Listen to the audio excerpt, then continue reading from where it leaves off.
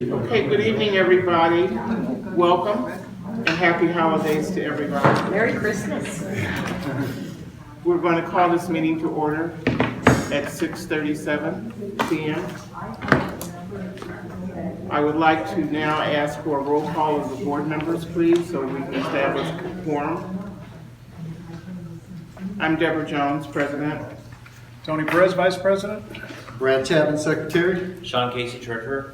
Steve McDonald, Member at Large. Okay, And I'm Nick Sanchez, Spectrum Representative. quorum hasn't been established. The meeting notice was sent to everybody on November 27th. And there was a slight delay. We had some confusion about the date, so we had to, figure that out and get that clarified. Okay, the other thing we would like to ask that you guys please hold all of your questions or comments to the end, and we'll have time to address them at that time. This time I'm looking for an approval, a motion to approve the meeting minutes from November 21st, please. I'll make a motion to approve the minutes from November 21st. I will second.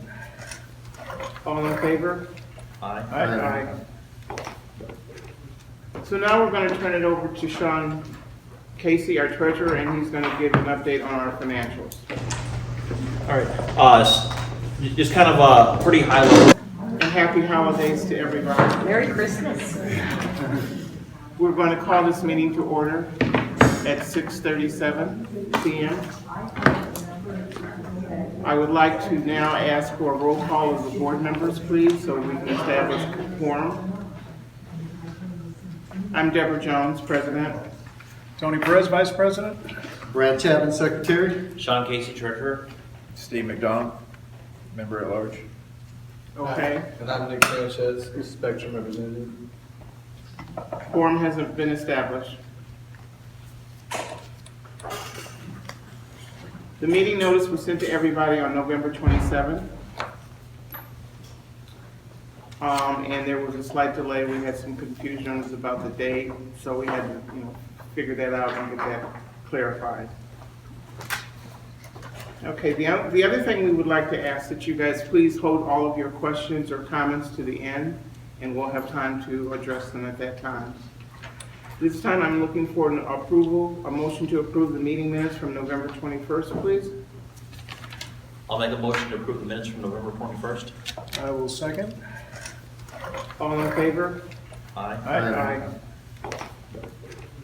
So now we're going to turn it over to Sean Casey, our treasurer, and he's going to give an update on our financials. We have 5 different accounts that we keep money stored in.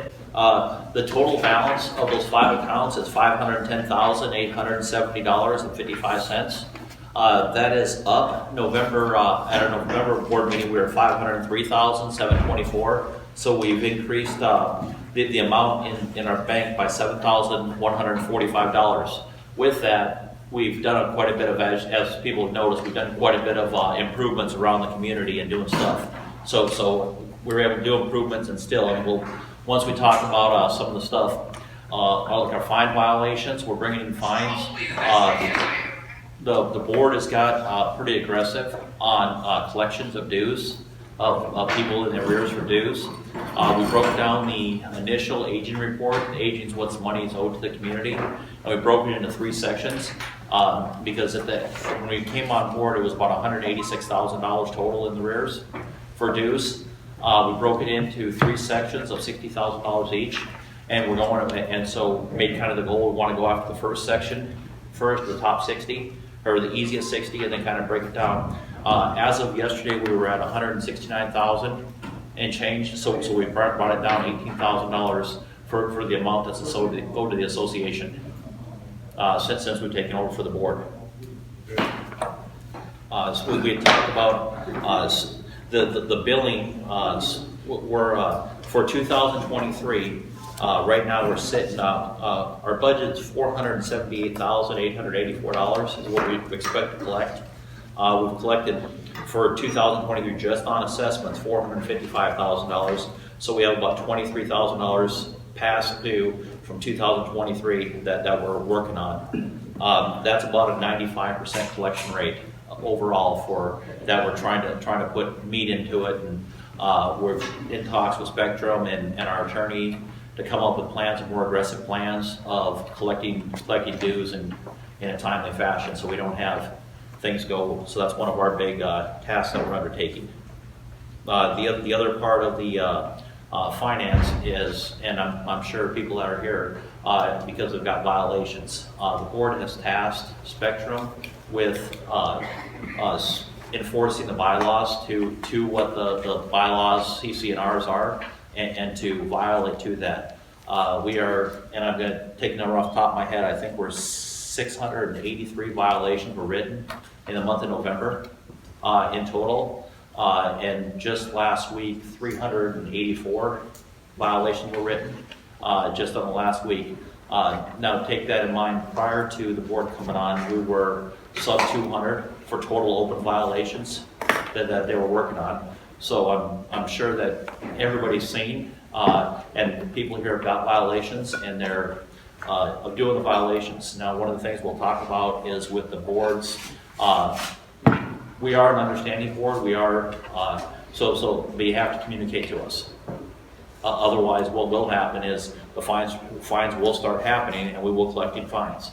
Our fines for 2023 are about 45,000. That's not right, Nick? For our total fines. For fines that have been issued for 2023.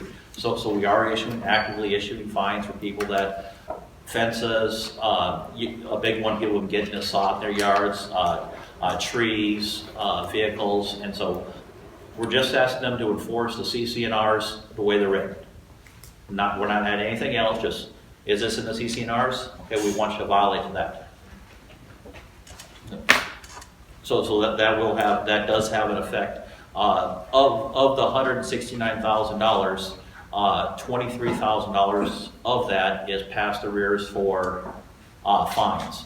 So we've actually brought that down because our fine violation amount has went up. We're at like 45,000 right now, I believe was the last number I saw for what fines have been issued for 2023.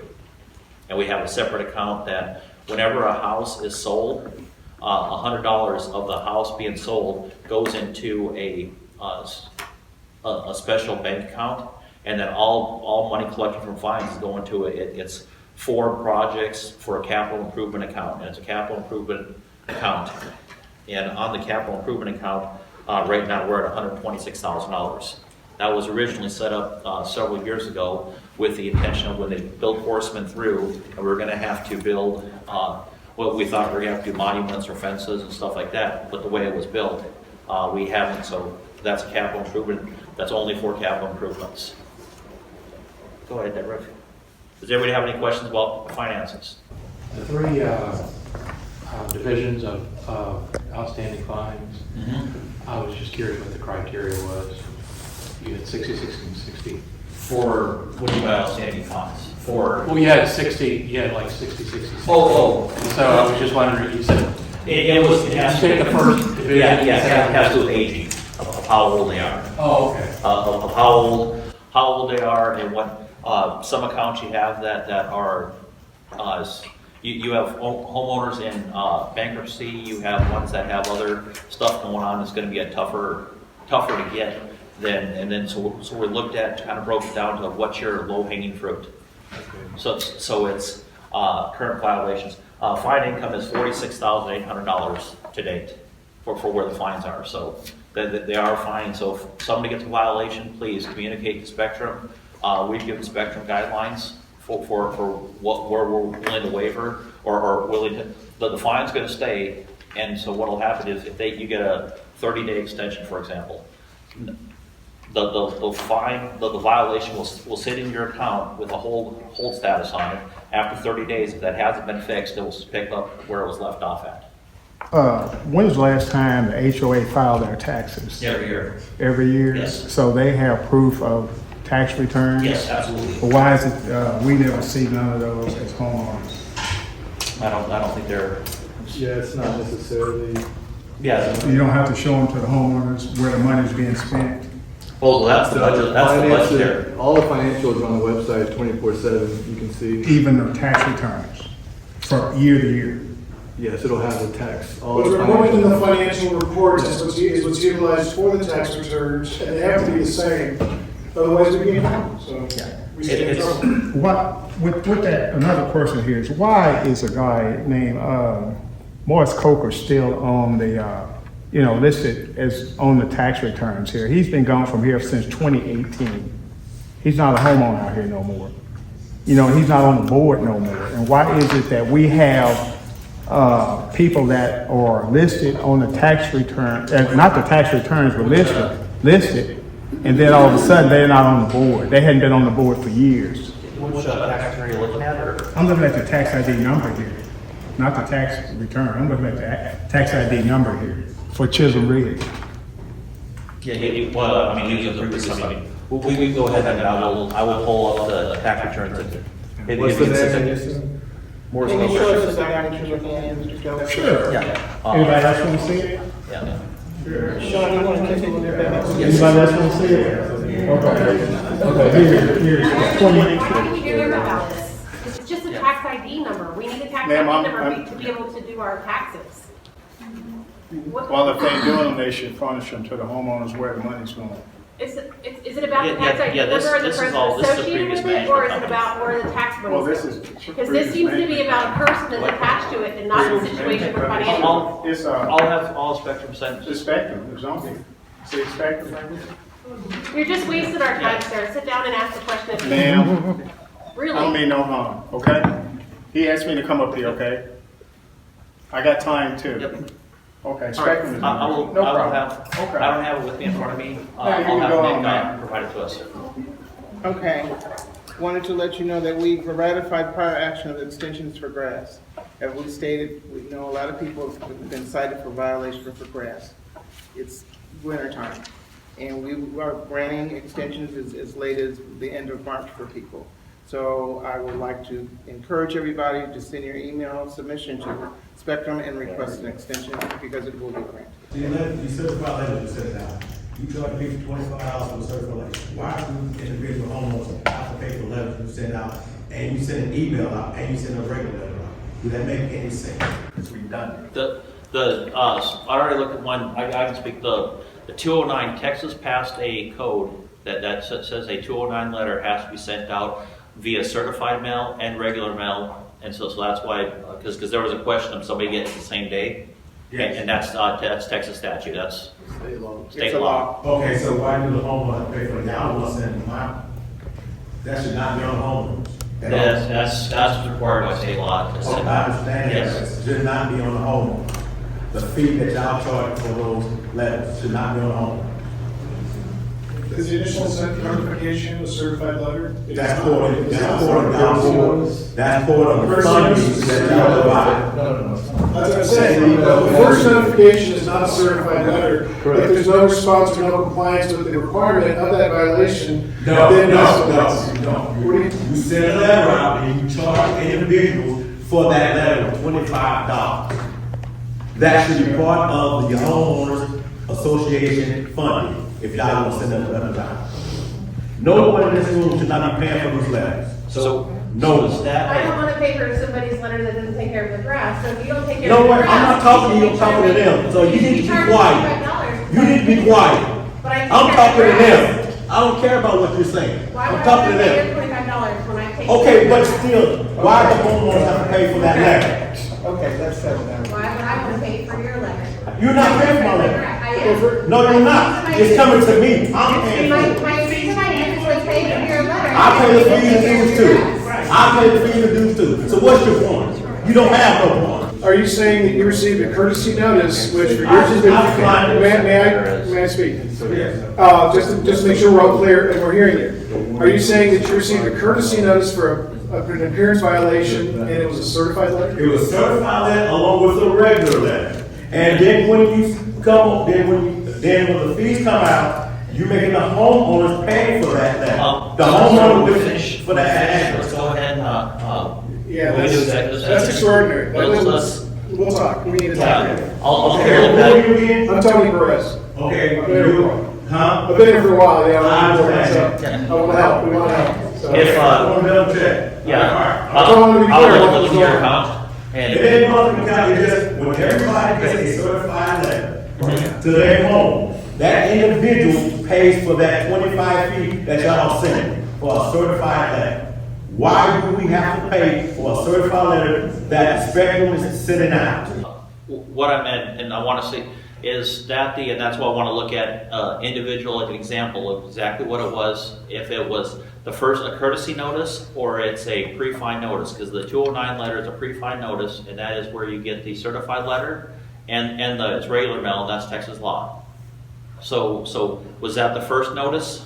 Because the first one he's saying. I got it last Okay. year. Yeah, we'll look at the history. Yeah, guys. yeah, I'll be happy to look at cases, but it's, what he's saying is the first letter, or at first, if you have your email filed, you'll get an email copy.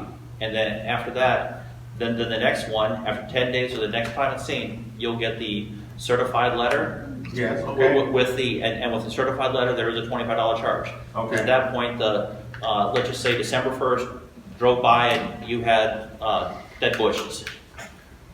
December 12th, they drive by, the 10 days have passed. I get that. That's where you get the certified letter. I get that. And that is a $25 charge. I get that, but why do I have to pay for that $25 charge? That's the $25 charge, I mean, that's Texas law, and. I understand that, so so y'all have funding, y'all should pay for it. When I send it out, I send it out. Right, that is. Yes, it is.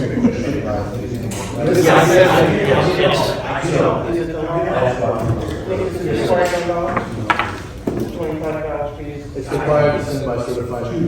And it's required that one of our that's the question. So y'all are saying that's Texas law? Texas law is send this by certified mail. For what? Yes, for what? I'm not a pilot. So we'll continue forward. Let's continue forward. We're going to work with you and identify if it's an issue. Deborah, we have another lady with a question. Yes, ma'am. Okay. I have been here 20 years, so I've seen a few HOA members and management companies come and go. I got my very first violation. I was one of the few, several that it was, I believe, the 15th or the 17th, and you had till the 25th. They took the picture, the email. I didn't get a charge for that first one at all. Right. And I did take care of it. Brad lives across the street from me, he can testify to that. Okay, so, took pictures. In the letter, it does say it is not necessary to send anything, any kind of confirmation, anything, if it's taken care of by the next drive-by. Okay, I did. Right. I got this yesterday, Another one? saying I didn't take care of it. Okay, well, we can take care of that. All right. So, now my question is, the individuals that are doing this, are they truly qualified to know what they're looking for? And I don't mean being funny for that. Thank you, ma'am. Hang on. I don't mean, because the answer is not solid. Okay, it's like you have a flat tire. You don't get a new tire, you get air in it. There's seed, there's all other different kinds of methods. I did that. But I keep hearing sod and all that. Did you communicate with anybody It about do- what you were doing? Because I don't need sometimes, to. yeah. I don't, no, hang on. It said I did exactly everything that they said to do. I did it. I did everything they said to do. So that's your They letter. even pointed out, hang on, they even pointed out, you don't need to send any proof. You don't have to send receipts. I have both of the letters right here, Yeah. which I didn't do that. But I took it upon myself to take pictures, and I have receipts. But again, I did everything I was supposed to do, and I still got this. So I promise I do want an answer. The people that are driving by, I don't know if it's one person or I don't know, I've never seen them. Are they truly qualified to do this? What I mean by the exterior of your home, it's obvious if a fence is broken. I mean, that's common sense. But I'm talking about landscaping, knowing the difference between something that's dormant, something that's dead, etc. Right? I want to know if they're qualified. Whether it's a weed or. Yeah, if it's exactly. Yeah. tree. Seriously, I really do want that answer. Yes, they're qualified. And I was only. They're not reflecting. I want that. to see the certification. Because I was interjecting only because, in the last 18 years, we've gotten a couple, and one of them was for a fence, and it took me almost 5 weeks to find a qualified, good installer for the fence, right? Sure. So from the That's get-go, different, yeah. at that time, I don't remember, a different company, we were getting letters that saying, you don't have to do anything, we'll check on you. I would have gotten the second letter with the certified charge had Right. that been in place. Right. But I was But calling. that doesn't apply to me right now. Yeah, what I'm saying though is that I did call in to the management company, even though I was on the board. Hey, I'm just Right. like everybody else when it comes to Right. that, right? So I was keeping on tabs on it, letting them know every week, hey, I'm progressing, I'm doing this, I'm getting this done, it's going to happen. And now I got a guy. So no further action was being taken. Things were frozen. So I'm a little surprised that there you have that kind of wording on there that people are basically being told you don't have to do anything. And she was doing stuff, but No, I apparently- wasn't doing it. I finished it. Well, you finished it, see? I completed it. Okay. Everything that's what I said right off the bat. I did everything they We're gonna asked me have to you do. take your address, your Okay. name and address, and you'll look into it for us, please. Yeah, we need to hear We'll take about care of these that. because we don't want you to be stressed. Really did. Yes, sir. Can I ask one question while we're on this? Okay, I'm like her, I've been here 20 years or whatever, and I got a notice. Where is this being mailed from, for one? There's a communication problem here because you got to go on and do the app and all that, and I'm retired, and I know a lot of these people work and all that, and it's probably even harder for them. And so I get this notice, and it tells me that, I got an oak tree and I got some grass under there. That's what they wrote me up for. Okay, so they send this letter and they say I got like 4 days or whatever. I'm already a week behind, and the letter got an address from San Antonio. So where is it coming from, this letter? And I've got proof. Anyway, so I got proof from the post office because my dad passed away and I had his mail gets forwarded. So I get from the post office exactly what's coming in, what day it is, and all that. So I sent it back to your board, got on there, and the letter doesn't tell you who to get a hold of, what to email, nothing. But the app does. The app tells you a lot more than your email does, or that letter that I got. So I go on there and I did all this stuff and I got with the board and I was surprised. I went back to the board gave me an extension. That's all, number one. Well, tonight, before I should have brought the letter, I got a violation, $50 fine or whatever. And so that shows you there's not a communication with the board and Spectrum. So something's going on there. And I got a notice that said, you didn't do what you're supposed to, whatever, here's your fine. And everything's behind. So it said November 14th or something like that, and I didn't get it till like November 29th in the post office. That's the problem. You're relying on the post office. And so I didn't know you have to go online. Now, if you go online, everything's up to date. When I went online, I saw the second fine right there, and I said, before I even had a chance to answer it, I'm already 5 days behind when it came to me in the mail. And I'm like, what's going on here? So anyway, when I went onto the app, everything's up to speed. And the app even said, yeah, you're fine. You're getting a fine for $50 or whatever. And then I just ignored it because the board got back with me on a separate email and said, yeah, you're okay. There's an extension. And tonight, before I come over in the mail, I got a penalty for $50 or whatever. So anyway, there's just a communication problem there. And So the that being the board, case- I appreciate the board having understanding. And here's the thing too. Like I said, I've been here 20 years, this first violation, and I'm good to fix that stuff. They used to put something in the mail, a little slip or whatever. Here it is, the holidays. We're dealing with Christmas and all that. I'm going out of town. I mean, you got to give me some time here. I mean, this 10 days, I thought, but now I know you gave me an extension, but that's still, I think people need more time, Grace period. Grace period or something. I mean, come on. And you just started this too. I know you're a new board and all that. We should have done all this in the summer about this grass and stuff, if you There's a get it started. And different team. Different thing. I got one Person that makes you feel good. Now, I I wasn't a fixed it. different team. Yeah. I fixed it and I didn't get a second message. Yeah. Well, here's the problem. Yeah, you fixed it, okay? Let me say something to that. I had already a contractor coming out. We weren't putting grass down until later. They don't put it down right now. Yes, they do, you can put grass. You can put it down, but you're likely to get in. Yeah, but we're talking under a tree. It's a whole different thing. That's another thing. Like she said, are these people qualified? There wasn't a problem with grass. Grass can't grow under that oak tree. What my problem is, I have to have a ring.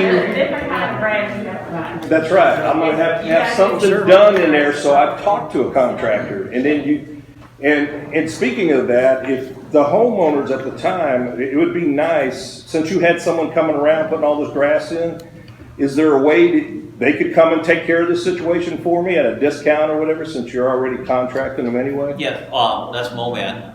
He's, Because y'all did that with the staining of the fence. When they come over and stain the fence, the guy said, hey, I'll stain your fence too. I don't want to speak for, because Ryan Bowman, he's Moman, he's the one that has a contract.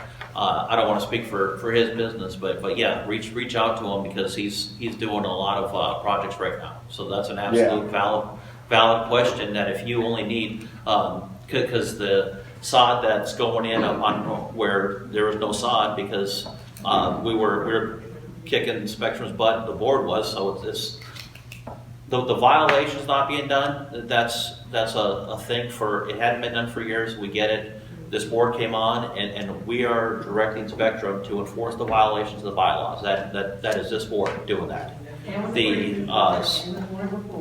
the grass up there that they're doing, it's because of all the trees. It won't grow, and that's why it was dirt. And so it's the exact same thing for HOA common area. Yeah, we got to fix that. So that's a very good question. Reach out to Ryan, and if see if he'll work with you, because he's coming in and he's got crews here pretty much every day. We see Moman trucks here every day, or at least 3 times a week in the neighborhood. Okay, we'll take a couple more questions, but we'd like to limit them to maybe 2 minutes. I don't have nothing against the new board. Y'all know y'all just got hired or whatever the case may be. But I like what y'all doing. Don't get me wrong. Y'all pushing the issue. But like I said, there's a grace period that we actually need. But we're getting fined for stuff that needs to be done. What about the grassy areas that's not getting done on the side of the neighborhood? Or y'all finding yourself for that? I got pictures. So we getting fined. Why do you think we're ramping up collections of past due fees? That's gonna be the revenue we need for those repairs to fix all that. So I'm just explaining it just like a homeowner would say, hey, I'm having a hard financial time right now, need a little more time. We're explaining. Okay, let me interrupt you. This morning, Sean and I met with Ryan Bowman, who is the owner of Moman. And we're in constant communication with him almost weekly in terms of what projects he's working on.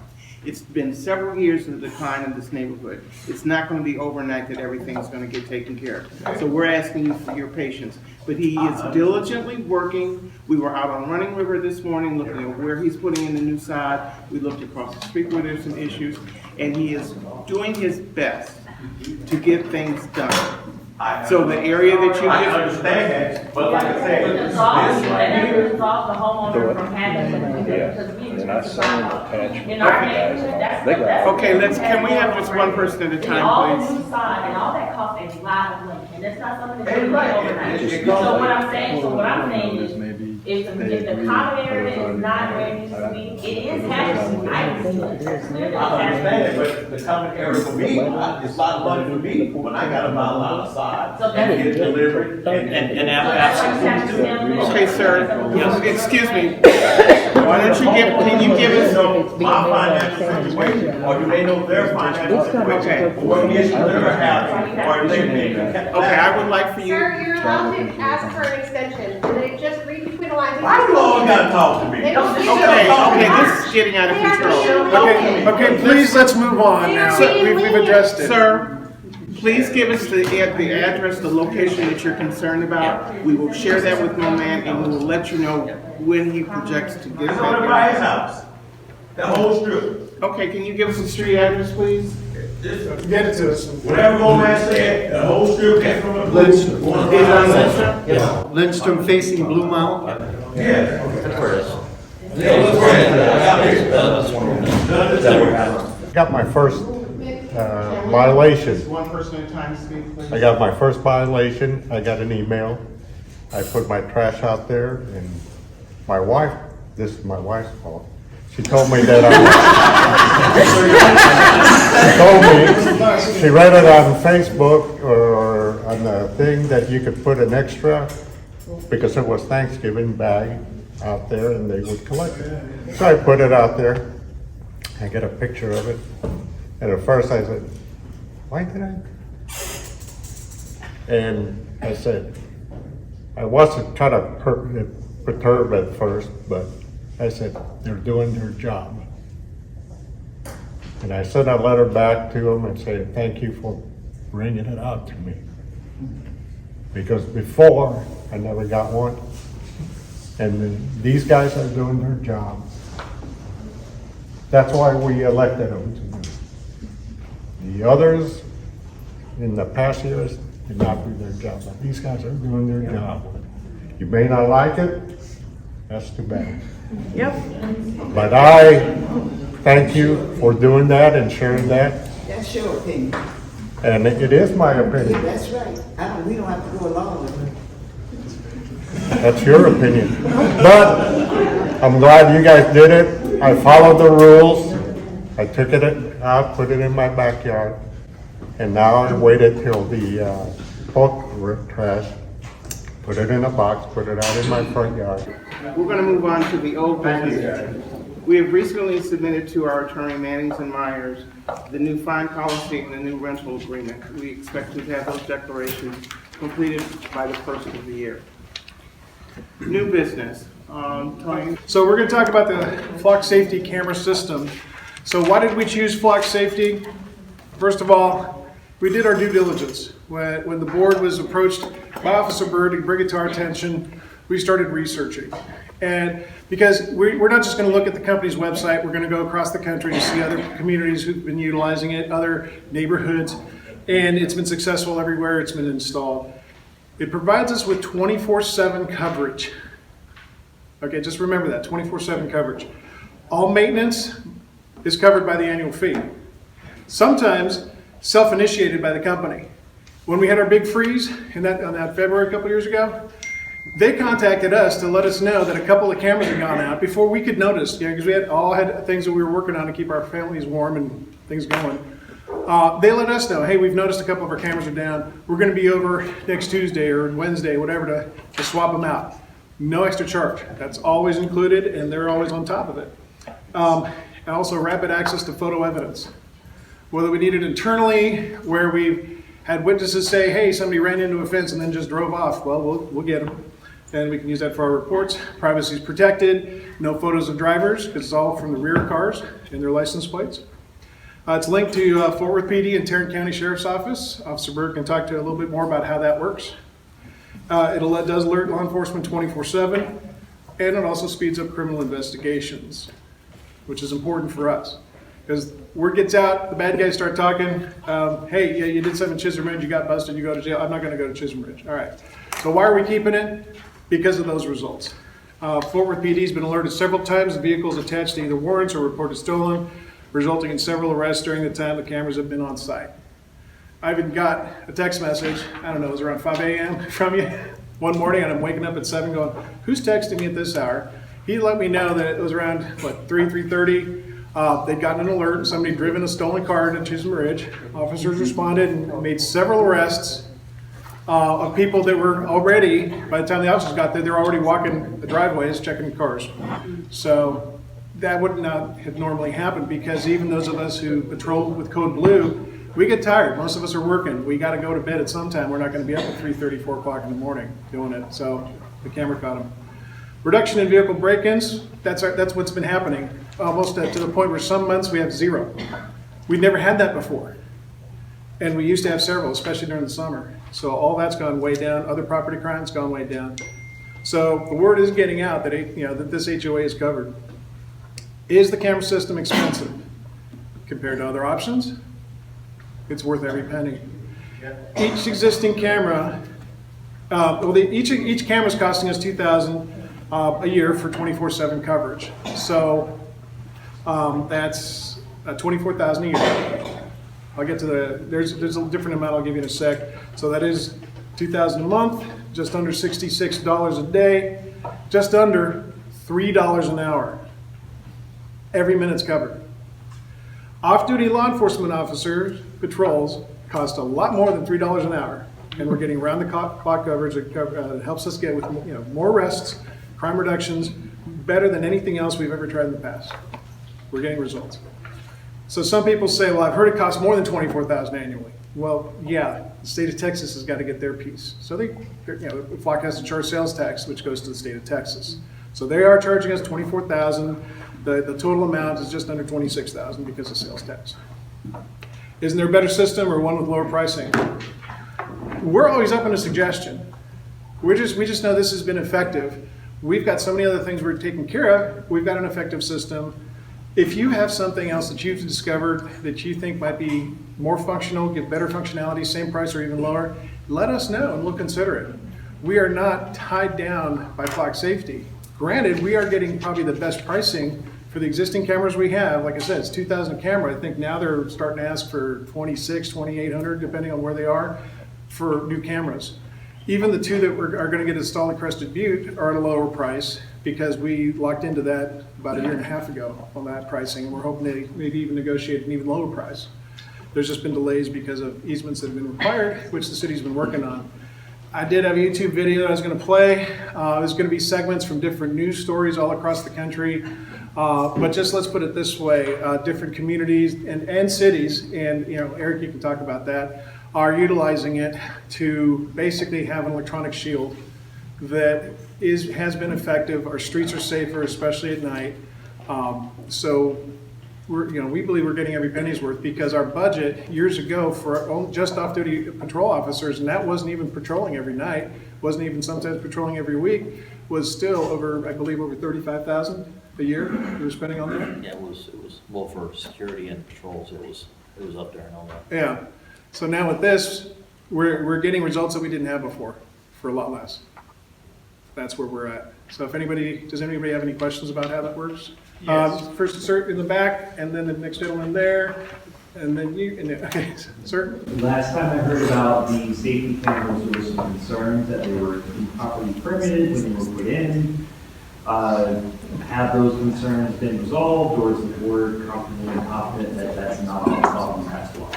It's not that it's not our problem, it's kind of the city's problem. The city's taking its share of responsibility because they were promoting it, first of all, to HOAs all over the place, neighborhoods, anybody that wanted it, and they weren't making anybody aware that, hey, there's easements that need to be happening and permits need to be happening, and when we're hearing from them, we're trusting what we're being told. So now, over the past several months, and I know that Spectrum has been monitoring it. During the last year, I've been kind of kept a little bit in the loop since I was one of the first to bring it on board. But they're working with the city. The city has assumed its share of responsibility, so they've been negotiating back and forth on what the expectations are to finalize the process. But the city has committed that all of us HOAs and all of our neighborhoods who put in these camera systems, we're not going to get fined or penalized. They've actually publicly stated that, because they're assuming they're part of the responsibility to get it done. Yeah, we want to protect us. Sir? The new streets are going in because of the development on the other side. Is there plans in the budget for that? Cameras? Oh, not yet. We have to see what they actually do. But if we have a public access, opening up, then we're gonna have to look at that as well. Because that brings the costs up and up. And we may have to look at an alternative at that point as far as what we can do then. Right now, this is the only system that we've seen that actually interfaces with law enforcement too for that 24-hour announcement, alert to police to respond. So we're going to keep an open mind, but we have to see what happens at that time when things do open up. And we'll find out, because we're always going to try to get the best pricing too, because we won't go full retail on anything. So, Flock cameras, how long have they been put up? This year, I think we hit the 3-year mark. Where are they based out of, the people that installed them? I believe Georgia. Yeah, I believe they're out of Georgia. Yeah, that's what he told me when he was putting them up. They're based out of Georgia. So as far as the money go to put them up, when was that approved? 3 years ago. 3 years. Yeah, and once they're installed, there's no other cost, so you do have an installation cost, but then you write on it first. Another question is, does anybody in HOA monitor those flock cameras? And really, I don't have no problem with them personally. I don't.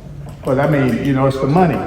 Well, we have no need to monitor them. If an incident comes up that requires us to look into the history to pull up an image or pull up license plate numbers that match a vehicle All of the description. board members do have access to them. But we do have I'm access. sorry, all of the board members have access to the flock camera. All board members have access to the flock cameras. In other words, all board members can look at the license plate numbers or something, or what? If somebody goes to go in there, like if we got a query from the police, and Officer Bird can speak more about it, if there's any kind of search done in there, you have to put exactly why you're doing the search. You can't search just because I want to search to find out when, somebody's leaving, my next door neighbor's leaving. Somebody just comes, is in the neighborhood visiting or something, and then all the board members can look at who that person is? Or Well, we can't, to search, and, Officer Bird, can you, speak better to the flock cameras of what it is to go ahead and search? How does the searching go, or for, city of Fort, or if a search needs to be done, or if, like a stolen cars, pops on there? Can you guys access our images?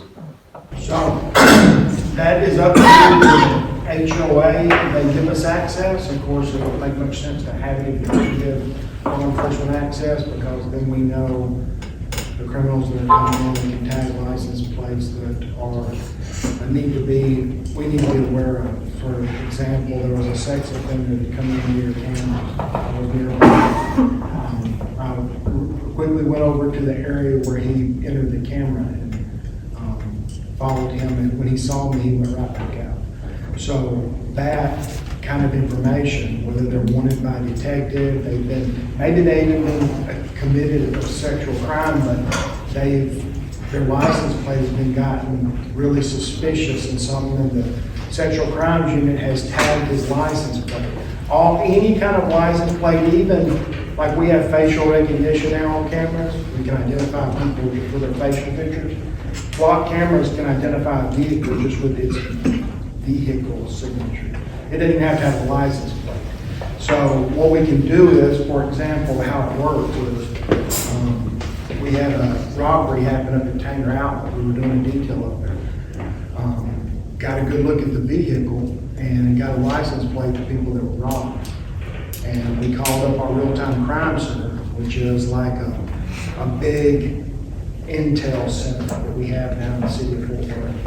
And Flock and that intel center work hand in hand, okay? All the Flock cameras send information that's requested if the owners of the Flock camera, which in this case would be y'all, Flock with y'all's contract, give us authority, then we can access that information. So when that robbery come out, I was way up there by TMS, and I called our real-time crime center and I said, hey, this is the description, back window busted out, this is the license plate, this is the kind of vehicle, can you tell me where it's been lately? And they said over the last week and a half, it's been hitting all kind of Flock cameras around the stockyards. Okay, so me and my team relocated to the stockyards, and I told the real-time crime center to tell me when that car hit the cameras or when it had been hit. And within 15 minutes, it hit the cameras, we pulled it over, we arrested the 3 actors and recovered much stolen property. So it works for us like that. We're not in your system looking up investigations and all that. And that's not happening. What's happening is the camera is always reading what's going through it. It even read, I think you had a dog attack one time. We did. The camera's caught the motion of the dog attack and actually caught it on your camera. And then that was accessible by your board. But we don't go in there and do investigations on people. What we do is, if we're looking for data like this type of vehicle or this license plate, has it passed through any cameras? It'll tell us yes, it'll tell us the time, it'll tell us the date. Y'all had several drive-by shootings here. Every single one of them was caught on your Flock cameras, and we were able to identify accurately. No, that's great. Yeah. And that, I mean, that's a testament to Flock. We're now trying, and we're just trying to finish the funding to all of our vehicle cameras, being with the technology that Flock has, so that when we're driving around in our cars, that camera's doing the same thing. It's reading. And it'll tell us, hey, that car that just passed you was stolen, that car that just passed you was a sex offender, that car that just passed you, or if you just passed in that parking lot, was wanted for robbery, was wanted by some detectives for a possible, related to some possible crime. I went through the stockyards, I was up at 7-Eleven, West 28th and North Main by the stockyards one day, block cameras, and it hit and said there was a guy wanted for an investigation of a murder from outside of our city, just pulled into that 7-Eleven. Of course, I went over there, got him detained. It just happens that fast. That's what a tool is. The more that around, there's places on the east side and places around Central and Stockyard that we can literally not even have to pursue a vehicle. We can just follow the flock cameras. That's awesome. We're ready to take off. Just to echo again, I don't have a problem with flock perfectly fine, but the questions that I have are, one, I think because we have flock and we're able to provide that real-time data, the city should give us a discount. Like, I don't see why we should have to pay full price. I don't know who I need to talk to, maybe you can tell me who I can speak to, so we can get somebody brand. The city doesn't pay for flock cameras. They just receive the data that you allow them. Right, and I The understand. HOA has a contract with a company that has the camera. And I understand that, but that's why I'm saying that needs to be suggested to whomever in the city. Because we're providing, this community is paying, and this community is providing data costs, money, it always costs money. And then we don't, and at the same time, I haven't seen that many police officers in our community since we had the block camera. And so for me, I just want to make sure that we're not being taken advantage of, because now we're providing the data that makes it easier. I'm not saying we don't want to catch the bad guys, we always want to catch the bad guys. But we're paying for it on top of the taxes that we have to pay, property taxes, every other tax that we have.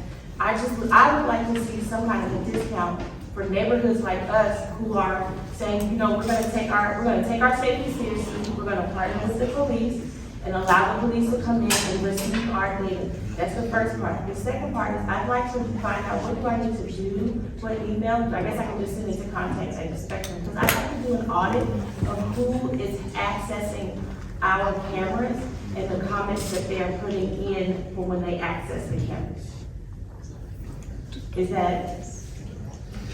It's possible. I know it's possible. Is that you know that's Why do you want that? Why do you want that? Why do you need that? Because I pay for them. Well, I'm just curious why you would need that.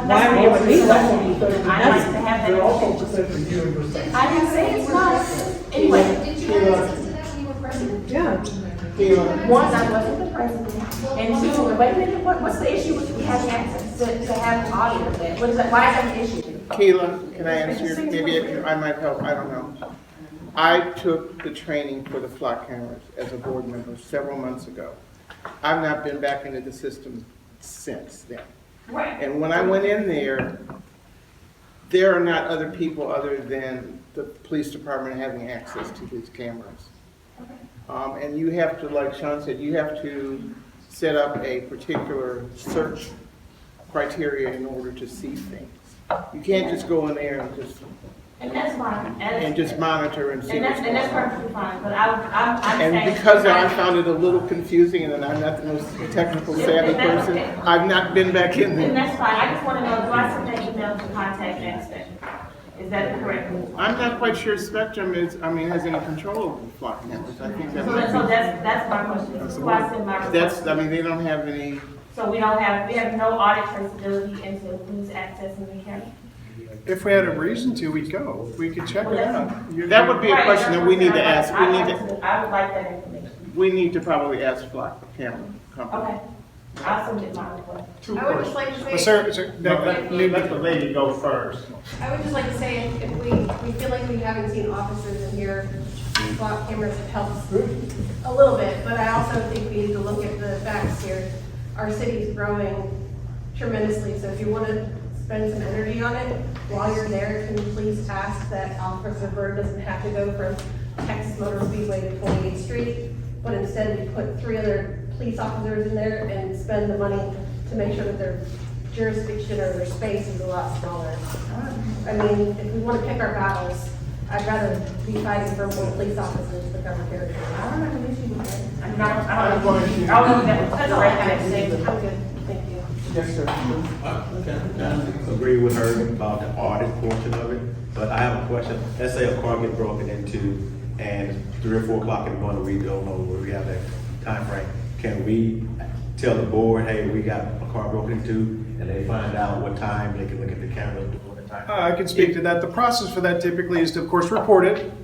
And then, you know, there is, I can't remember the name of the system, but there's a camera registration system. So like, for example, when I only had a Ring camera, I still registered it because if there was a crime that was committed on my street, they could contact me, not access to anything I had, but they can contact me saying, hey, would you mind looking at this day on this hour for what you got? A lot of times I would provide a physical description of a vehicle, right? So we can tell if it's a sedan, a coupe, a pickup, whatever.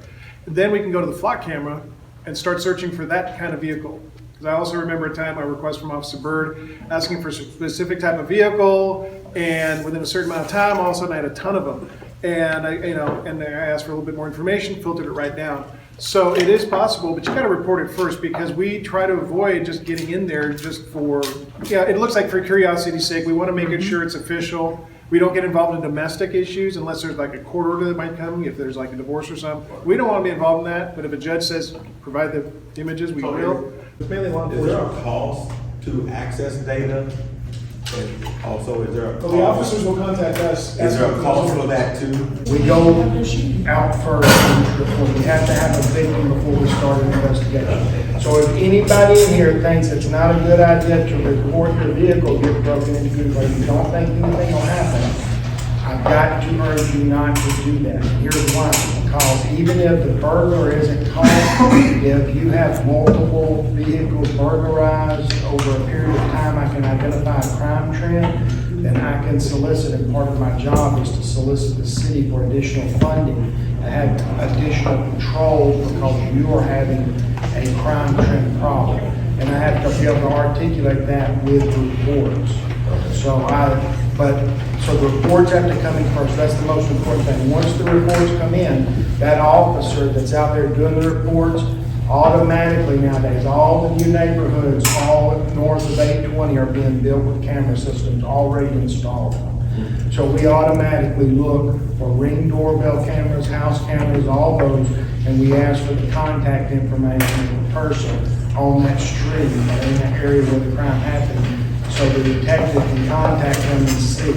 They automatically are going to call the real-time crime center and see about any hits that may have happened during the time window, especially, let's say you have a Ring doorbell camera and this happens here in Chisholm Ridge, and it sees the side of the vehicle and guys getting out of it and breaking into a vehicle, getting back in and leaving. Now we take that vehicle and we look at the same time frame, we look through the cameras, and now we have a license plate to go with that vehicle. Now we can You mentioned something about funding, additional money from the city, will that go to the HOA? No, this is me getting funding to have officers patrol during that time frame. It has nothing to do with the HOA. They don't have to ask, they don't have to be a part of it. So I'd like to jump in here now. One thing, we're going to put Tony's presentation on our official Facebook page, and I also had a few slides that I wanted to share. We'll put this on our Facebook page. And my slides were some complaints that we received from residents. So I'm going to just read you a couple of what they are, what the talking points are, okay? And this is for you, Officer Bird. I'm expressing some concerns from our residents here in Chisholm Ridge, okay? Code compliance reported recently discovering that a car dealership was registered to a house in Chisholm Ridge and had quite a bit of its inventory stored along the curbs of at least one street we know of. We appreciate all of your efforts, Officer Bird, for putting the stickers on some of the cars there to warn the owner they'd be told if they weren't moved. but a drive-by recently shows there are still cars there without current registrations on the street, and we're very concerned about and suspicious of the high number of them. Another slide we were going to show were groups of cars with windshield stickers that indicate they don't have current registrations. There's a small vacant area in the end of Hennessy Trail and Ruth Springs Lane. Another slide we wanted to share was we were seeing more and more commercial-sized box trucks, the same ones repeatedly being stored overnight or sometimes for weeks along running river. For many months now, there is one, then there's two recently, and now there's three. Another slide was we often see cars parked at intersections right next to stop signs. Definitely a safety line of sight problem for drivers as well as children playing outside. We have a question. There's 1,197 homes with very narrow streets in our community, and parking is at a premium, even without vehicles illegally stored on our streets. What do we need to do to get more enforcement of parking regulations? Finally, a concern was expressed at our last board meeting. We've had 3 very concerning incidents this year: a physical assault brawl fight at our Linston pool, and at least 2 incidents of gunshots fired toward a house. A question that has been asked by a resident at our last in-person board meeting: why don't the police follow up more later to tell us what's happening with these cases so we know something is really being done? Okay, if anybody needs, let me just say this, and I'll put my cards up there at the thing. We can't possibly go out and report everything that's happening and all that we're doing. We wouldn't even want to do that because it could undermine investigations and stuff like that. But if you have, you're an individual that has a strong concern, maybe it happened on your street, maybe it happened next to you, and you're worried about your safety or something like that, then never feel like you're going to be a burden or anything if you email me and ask what you need to know about that situation. I'll be glad to tell you what I can. And if I can't tell you, I just can't tell you because of whatever the investigation entails. As far as all the previous instances that I heard there, with the exception of ongoing parking issues, which I'll address that in a minute, have been somewhat addressed. The drive-by shootings, those people that were the target of those shootings, the individuals were identified, but it's very hard. I mean, you should feel fortunate on one end to live in a country where we have to prove beyond a reasonable doubt that you did something before we can convict you and put you in jail. On the other side of that, it makes it difficult when you know who did it, but you just don't reach the level of evidence that allows you to say this person pulled this trigger and did this offense. All of those people were identified. Talked with the housing authorities and the landlord, and a lot of heat brought on that house, and they really moved out overnight. That house that was being the target of that, for whatever illegal business that they were in, was gone. So you don't have that problem for that house anymore. Not that it couldn't pop back up, but if you do have something like that starts, and you want to know what's going on with it, let us know.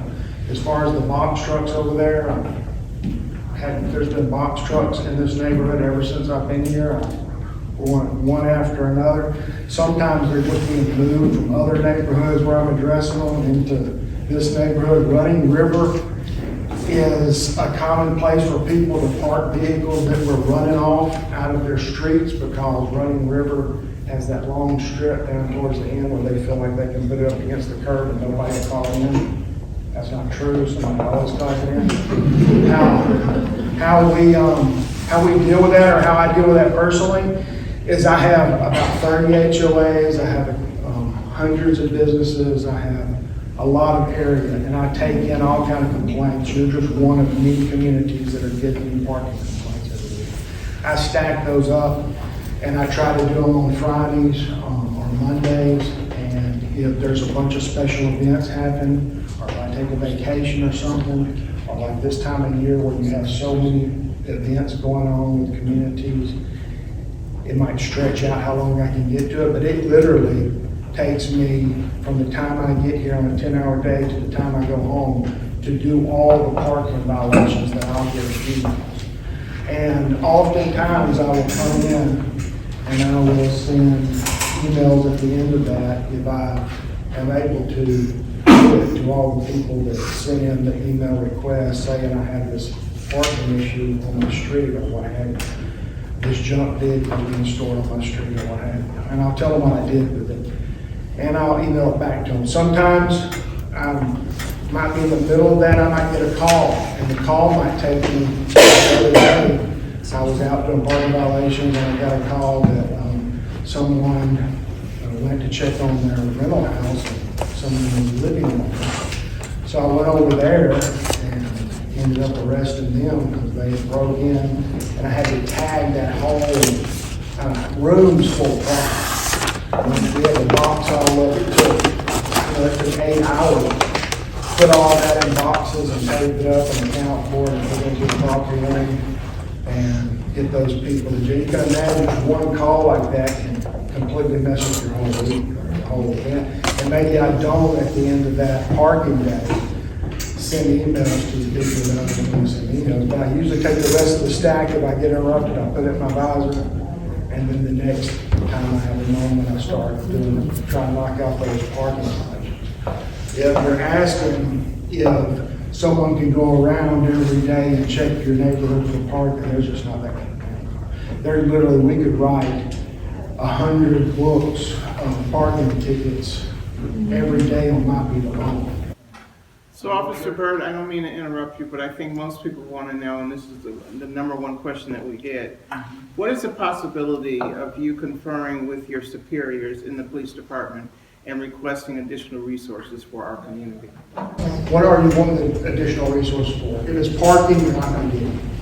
Well, I'm gonna say something. You was talking about the parking. I moved here in 2015. I had my moving truck out there in the front, and one of the neighbors called in on me, and about 5 minutes, I had a $1,000 ticket.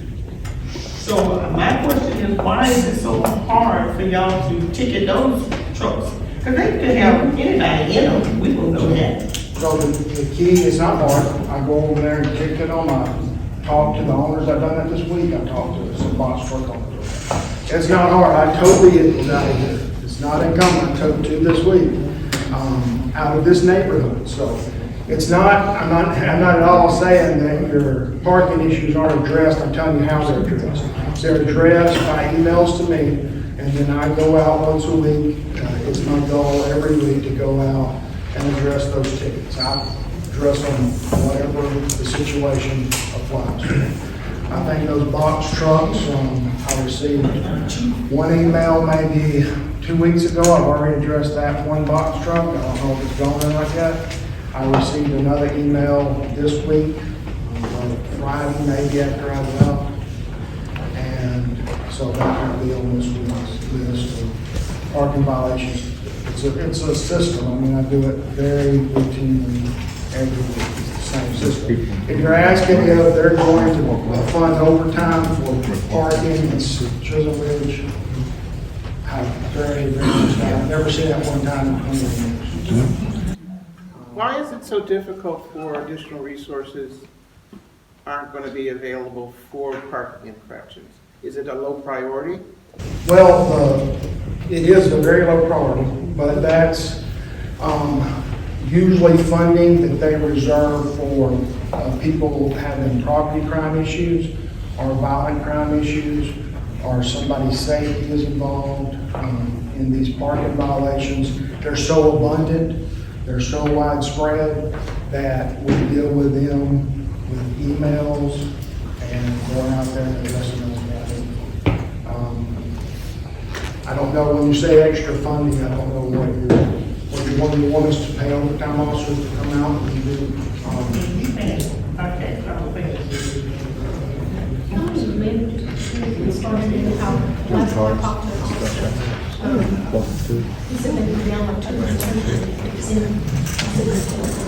Yes, we are the city, and let me tell you this before I tell you our manpower problem. The city of Fort Worth is providing all the funding for all the officers that we can get trained. Okay, and all the officers that are willing to do the work that we do, they are providing the funding for us. So all of our deficiencies in manpower is not a result of the city not funding.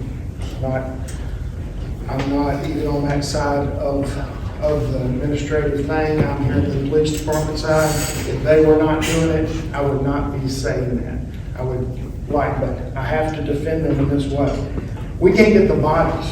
In the 1990s, we dropped the standards to be a law enforcement officer, and it was a tragedy.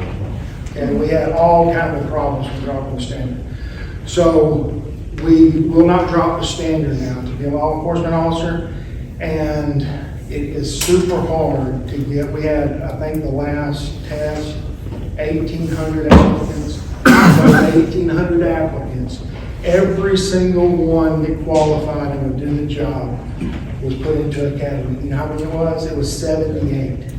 And after half of the academy, that number's down to 44 officers. And we're losing officers faster than we can train them to get out there. And even when they get out there, I mean, we literally, the officers that are working are unlimited overtime to do minimum staffing. There's some nights where 4 to 6 officers are doing everything from 820 to takes to motor speed. And if you can think of one major accident, you tie up that whole group of officers. And then they're dispatching officers from east side, south side, northwest, west side, over here to take calls because we're tied up. The officers that are coming in are going to the highest crime, highest violent crime areas. That's usually the east side, south side, or west side. They're not coming here. Even though we may pay the most tax money, they're going to send the officers where they need officers the most. And if they're short, where they're having the highest amount of crime and violent crime, then they're going to automatically try to replenish those numbers because people are getting hurt or seriously hurt. It means a lot more than if someone has their car broken into or has their house broken into. Even though that's very serious to you, when you only have a limited number, you do what you can do. And in this case, North Division usually gets the last recycled can when it comes to allocation of officers. Even though you may pay because of the amount of properties and the amount of size, you may pay far more in taxes. And for anybody that attended the budget presentations that were happening before the council passed the most recent budget, they even allocated not only more funding for the PD, but it's specific to North Division, more slots, but you need bodies to fill the slots. Exactly. So that's to your point there. So you even have the slots, but we got to fill them. It's not amount of money, it's even overtime can't be filled now because officers are burning out, they're just not able to do it. And so it's not the money, it's literally the bodies. And I don't know, I was watching, about a year ago, I was watching the Joint Chiefs of Staff doing a report to Congress about the generation that's coming up. And I believe the numbers, if I'm not wrong, is about 70% of the upcoming generation was not serviceable for military duty. And it was a national emergency. What they were saying is we can't field an army, we can't. Yep. So because of whatever kind of, like it or not, as a whole, whatever kind of parenting skills we don't have, we're not raising a generation that can fill these kind of slots. Are there any more questions for Officer Byrd? I have a question concerning the flock cameras, just two. Now, you said. Well, let's talk, any more questions from Officer Byrd before he has to leave? Okay. Okay. Let him finish. And then we'll. Okay. Okay, any more questions for Officer Byrd? Yeah, thanks for sticking. Officer Byrd, thank you for coming. Anybody else needs a card for parking violations or anything, any questions, even if you don't know something, just want to know, and you think the police have an answer, we'll put it up here, don't take the last one, in case they're all taken, we'll take pictures of it. And now I will open up to any comments or questions. Please limit your comments or questions to 2 minutes. I got please. one that picked up on the large vehicles and stuff. Fort Worth has an app, it's called My Fort Worth. Yes. And you can report anything on here, either burnout or a sign that's fallen down, potholes, junk vehicles on the street, and you can download it. We have shared that, and we'll also post it again on our Facebook page. Thank you. It's on the street though? It fits on the street, you, Code compliance can't do it if it's on the street. It has to be the police. Like those box trucks, I put it on the Fort Worth app, and they told me they couldn't do anything because it's on the street. oh. That's correct. So, I mean, we all heard what he just said. He's obviously stretched too thin. Yeah. I mean, if that doesn't show you the importance of that flock, cameras, I mean, that's huge. And then, I mean, I'm a math person, so if you do the math and I just use round numbers here, Tony said, okay, so we'll say it's $25,000 a year for these cameras. Divide that by 1,197 homes, you're at $21 a house. You can't go get Brink security for $21. And let me tell you, if someone gets that close to the house, I've got a problem with that. So everyone, I mean, for $21 a house, that's a no-brainer. You got warehouses going on over here. Yeah. So, you know.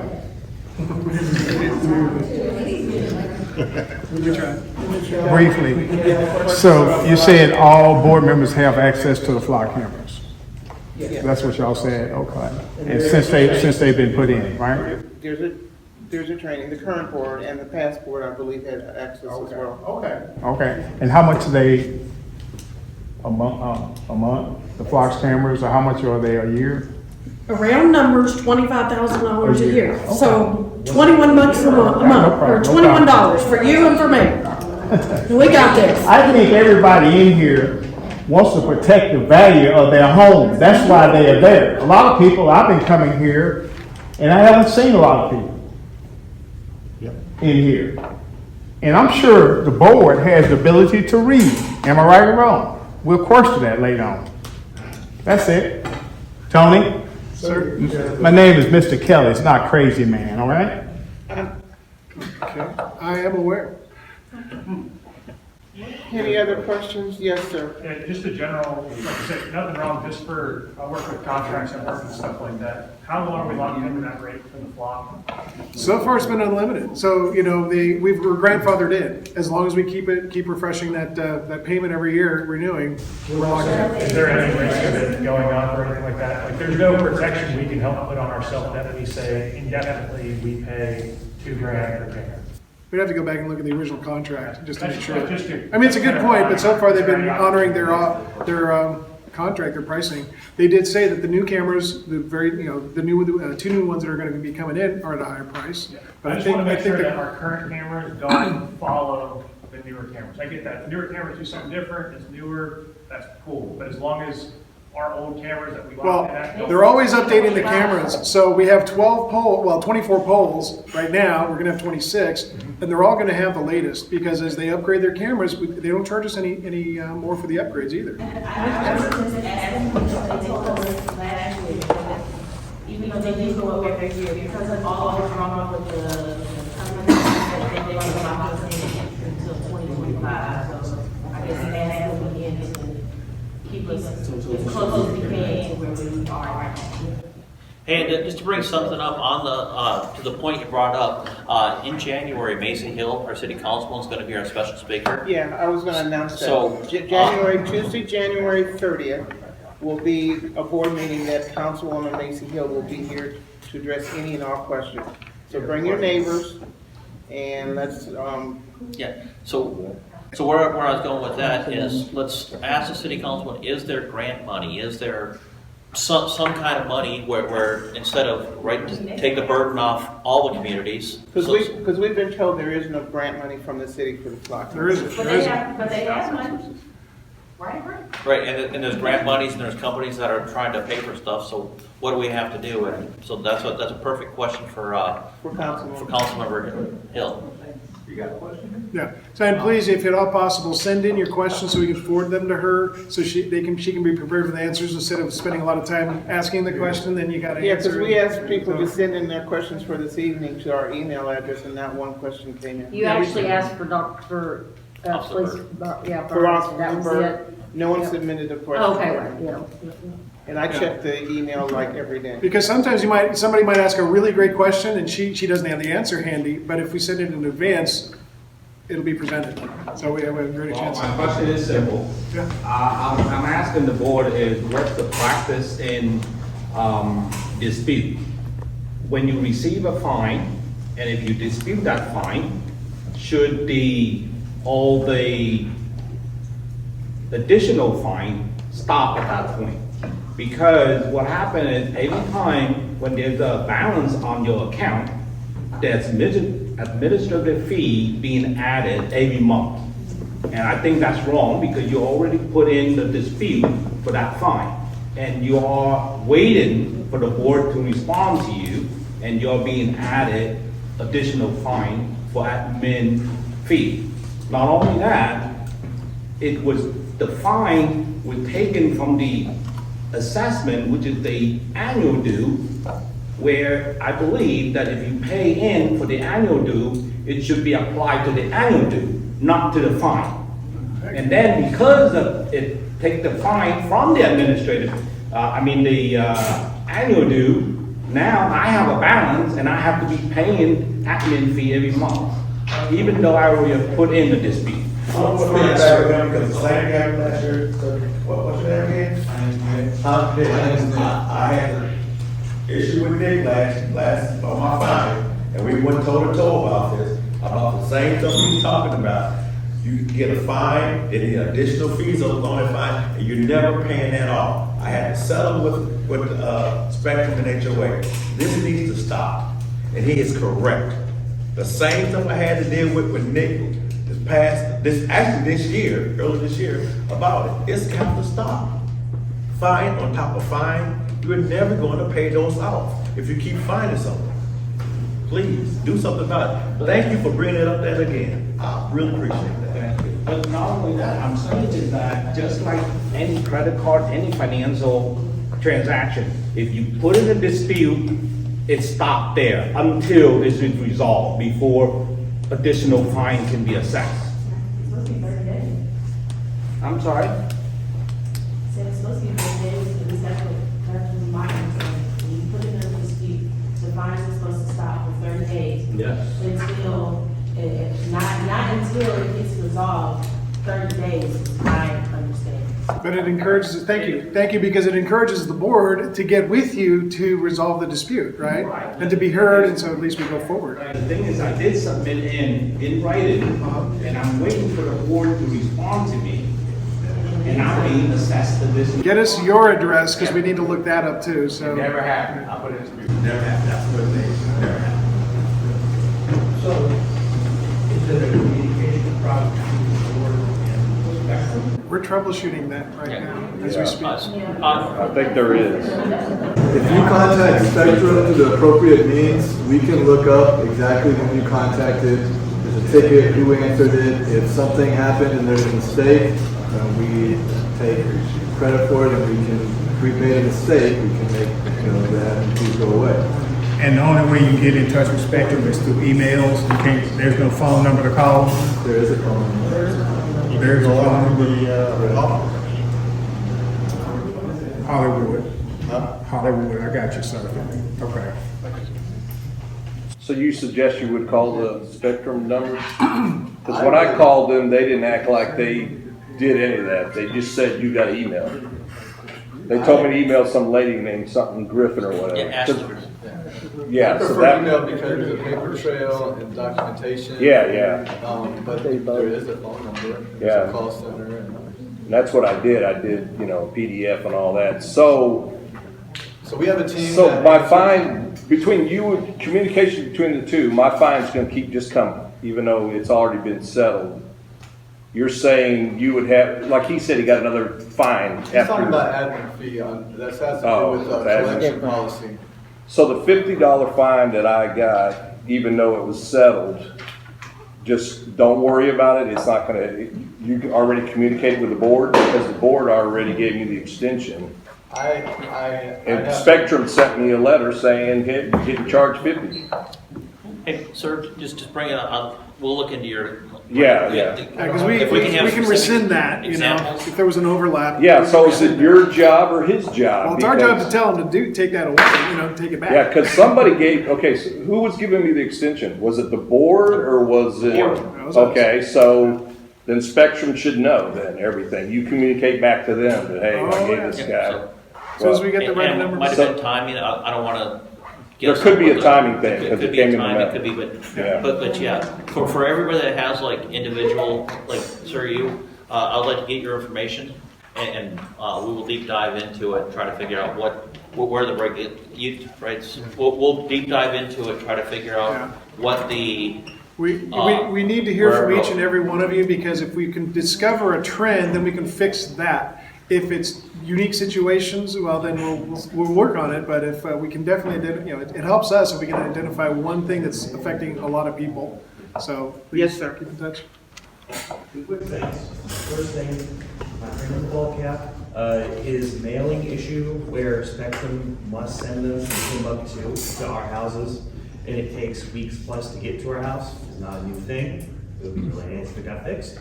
But it is not unique to him, so it is not unique at this moment, it is happening. Second thing, during finances, we're talking about CCRs, I assume that's a big giant board of all things we're supposed to do, right? sorry, what was that, sir? A CCR, you had mentioned, we're trying to follow the CCRs, is that your acronym for big giant book? Before you know what CCR stands for. It's, the covenants, the restrictions of saying that you're, right, you have to have, your grass cut, your, sheds, how you're gonna build a shed, how you're gonna, you have to have shingles on your So roof. yes, it's the HOA rules. I love this, where do I find it?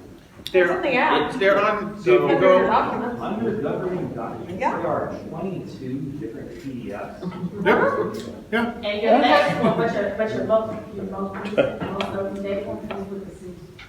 It's not on, unless they just recently put it. Those are any updates or modifications that happen over the years, they added in there as a So full do I need to document. read the most up-to-date one only, or do I need to read all 20? Now, see, as the HOA, you are supposed to be an advocate, y'all could help That is navigate that. That's all. We're supposed to be our We don't know. liaison. You just gotta tell us what they're looking for. No, no, no. Sure. How often do y'all change the You bylaws? can't look at it when you buy a house or two. So you gotta look at all that, that's not. Change it come in, That's if not- like, well, we're not. Yes, sir. A change. My last But if question. we voted on a policy change. Is there, I guess there's For. Excuse me, folks. There's no one from ACC here? pardon me? ACC? There's no one here from the Okay. ACC committee tonight. I wanna know why somebody from ACC is walking on the property to look at yards. What? Walking on properties, taking pictures, and knowing stuff. Someone from the ACC Yes. committee? You Yes, know who it I is? have. You know who it is? I don't know who it is. Where are they? Don't we have 3 ACA members? Where are they at? The female, the lady, the older lady she's walking on people's property. She got caught. I don't know anything about that. I don't know, that's what I'm bringing it up. Where are the ACA people at? They should be They there. should be here. I just want one, why they're not here. They're not required to be here. It's their option. It's their option to be here. They're not required. That should be a mandatory board meeting, with something y'all need to prove on. They're not a part of the board. We can't require them to show up. But they're approving stuff and they doing stuff and they can quit it. They should be here. Well, our hands are kind of tied too, because state law, that was passed a couple years ago, kind of disconnected us a bit from that process. We are the appellate body. If somebody's not approved, they can come to us to appeal and hear their case. And we can establish the standards and make sure they're clear on the standards. But one of them is not to go on your property. Well, So, she went on. Okay, so the other thing, if you're willing to do this, why don't you provide Spectrum with your evidence? And they can ask that person if this is truly a person on the ACC committee, and we'll look into it. Thank you. She said she's from the homeowners association, that's all she said. Do you have her name? What's her name? Do you have a picture? Put it this, when we get my neighbor, because there's some things that happen on my property also, and I'll talk to the board about that. Okay, I mean, we can't do anything about it if you can't give us some evidence. Trust me. Okay. He was supposed to be here, but he couldn't make it. Okay. Who are the 3 ACA committee people? Who are they? Yeah, that's what I'm. What's their name? Jody Hollowbeck is one. Edwin. Grimwood? Yes, Grimwood. And I don't know the lady. Susan McKenzie. I don't give their number. You could go on the website and you submit a request to the ACC committee. Okay. Cause I asked the paint job, and they told me. There's some questions. Yes, sir. Yes, ma'am. Okay. My name is Cynthia. I have a 12-year-old that he needs to practice basketball. What is, if there is a form that I have to fill out to let my basketball hoop in front of my house? Because I know we put it there and we take it out every time that he uses it. Is it on the driveway or is it on the curb? In the driveway. Well, in the driveway, at the end of the driveway. On the curb. Is it on the curb? Yeah. Because there is a rule about basketball goals. If they're on the curb, you have to follow the manufacturer's instructions for how to stabilize that basketball goal. And I will be honest, there have been some recent homeowners that have been cited for violations because they're tilting over, they're on the curb, they're tilting towards the street, there's a safety issue. They've got to be stabilized, and you have to follow the manufacturer's instructions. And if I do that, can it stay outside? Because, like, we received a notice, but it was because we have to go to out of state, and his grandparents were the one with him, and that's too heavy for them to be moving it. I don't know off the top of my head if it says that it has to be removed. I don't know what. It has to be stored out of sight. It has to be stored out of Yes. sight. Because we usually take it out and put it on the side of the house, and we haven't. When it's any not problem with that. in use. But Yeah, for good. him to be doing his work, I just know that I have to do that. And if I do that and I put it in what place can I leave it there? Because I've been passing by a street, I have one outside every single day.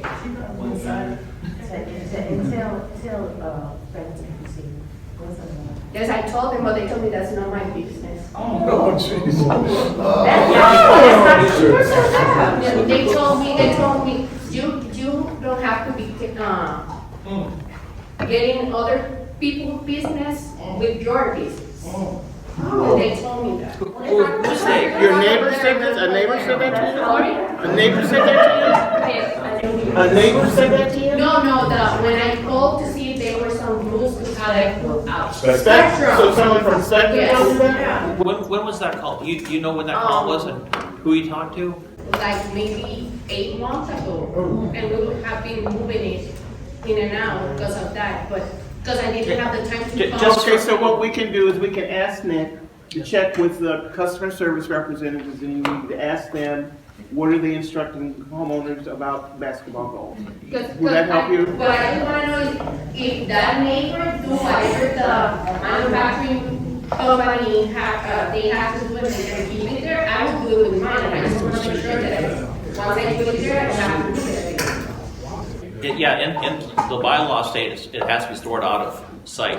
Now, the ones that have been approved, now, I can't talk about like individual violations, but there are people who do have violations for basketball hoops that are up, and they will continue to get violations on Maybe eligible. they're paying a violation every month. And that could be, But that could be I don't know. Or there's one of the debts that they have. There is, we have in the past approved, I know that it's been approved to have ones that are mounted in the ground. Okay. Ones that are mounted in the ground and actually a hoop and maintained. So that has been approved. So can I go and take pictures of the one that is every day there and show them how it is installed and then they can tell me, you can do it like that? That would be with Spectrum, right? Yes, that would, send it to the manager, and she can look at it. And we can just work And with if the you director. go up on the Spectrum website and look into the governing documents portal, there is a rule for basketball goals. You may want to access that and do that. Okay? Sir, did you have a question? We need to move on. This guy here. So mine's kind of an interesting situation. So I moved in here June of this year, so relatively new. The property I bought it was plain white, white with a black roof, and nothing had been changed. But on Google Maps, if you look up the address, it shows that the house had like amber or some colored brick in there. It was kind of a funky color. One of the 680 something violations out there they said I painted the house. And I'm like, but I bought that house like this, so I assume it got approved already. But did the same process, submitted, I put a comment in saying, hey, bought the home like this, I just moved in, no, I didn't paint this house, like it was already like this. And same thing, got that same letter that you did, get a second letter about, hey, this is a violation, and all I put was paint, so. Yeah. What kind of, what? We definitely will have to check the We'll get address. your information. compared- Give us your information and we'll look into it, sir. We have turnover in ACC representatives, and, sometimes that's one of the reasons, because we did hear of a house that got approved to be white, painted white, when that's not in our guidelines, it's not in our documents. So you may be okay for now. We'll have to check your address and compare it to it, see if it's got an ACC approval, but if it gets repainted again down the line, it'll have to go back to the color spectrum we're supposed to have. It's possible it wasn't approved in the past, so it's still. That's a possibility too. And But so if it was approved, then it's approved. the new owner assumes the same. Yes, there was this incident on there, so indication saying there was this violation before buying it. When you buy a home, if you do it the right way, then you should, if there's a violation open, right, go under your. Right. Or it's always indicated. And the fact that the letter only came out this month, the fact that they got a letter in July, August, September, I think that it got approved here, something was already there. But now they're saying that they're approved. So. Yeah, so we're gonna have to compare that against the ACC history of your address to see if that was, you ended up with that approved White House for now. So give us your information. Yeah. Let's move on. Any other questions That or gentleman over comments? here kept raising his hand, so. Can we just make sure that the violation is actually a violation? Yeah. I got a violation for a trailer being parked on my driveway. And they took an excerpt out of the bylaws, and it did not include the section of the bylaws that says there was no more than 48 consecutive hours. The trailer was parked on my driveway less than 15 hours, and I still got a violation. In a case like that, if they come by, they drive by, they see a trailer or a trash can, and they come by the next time and they clear it, they'll just go up and you won't get a. Yeah, but what bothered me was they put a picture of the bylaw in there, and they covered over the part that said no more than 48 continuous hours. It just said can't park. And that in itself is an accounting thing, so when they come through and see it, and then they come back 10 days later, if the trailer's still there, I mean, I can't say why it was, just that part was cut out, but it's, if it's still there 10 days later, then it's been past the 48 hours. Because you will not receive a fine the first time it's noticed, you just get a courtesy notice. Well, that's why we need to hear from you guys. Sir, yes, sir? Yeah, I'd like to speak with the owner of the white Cadillac, SJN 3440, after the meeting. Is that you, sir? I don't even know my tag. White Cadillac? I do have a Parked white. by the building here? Yeah, you talk to me. I got 2 letters on November the 27th for violations. I say letters, not letters, emails. I correct them. They gave me till December the 7th to have them corrected. And you're parked behind my driveway yesterday morning, which was only the 4th. And I just wanted to know what you noticed. It wasn't me parked, I wasn't parked behind anybody's driveway. I got you on video. Well, cool, that's great. I'll be glad to talk with you. Anybody else? Any other questions? Yes, sir. Can one person at a time, please? One conversation at a time, please. Okay, we have one more question. Here we go. This is my first time at a meeting, so that's. Thank you.